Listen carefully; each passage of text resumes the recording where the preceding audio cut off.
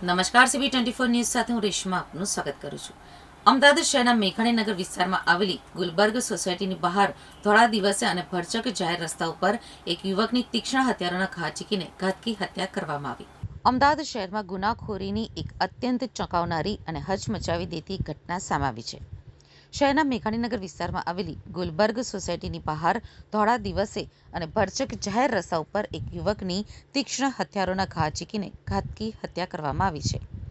આ સનસનીખેજ લોહિયાળ ખેલ નાગરિકોની નજર સામે ખેલાતા સમગ્ર પંથકમાં ભારે અરેરાટી અને ફફડાટ વ્યાપી ગયો છે.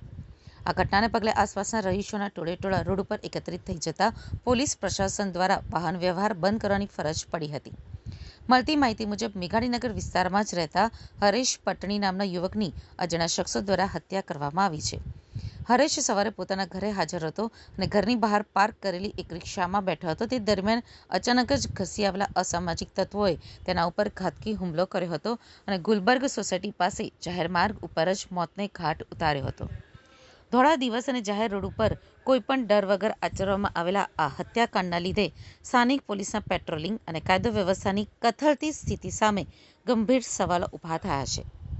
આ કરપીણ હત્યાની જાણ થતાં જ મેઘાણીનગર પોલીસ મથકના ઉચ્ચ અધિકારીઓ સહિતનો મોટો કાફલો તાત્કાલિક ઘટના સ્થળે દોડી ગયો હતો.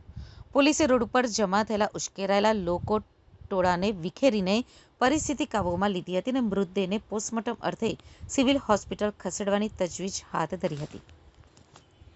આ હત્યા કયા અંગત બંદૂક નાણાકીય લેણદેણ કે જૂની અદાવતના કારણે કરવામાં આવી છે તેનું ચોક્કસ કારણ હજુ સુધી જાણી શકાયું નથી.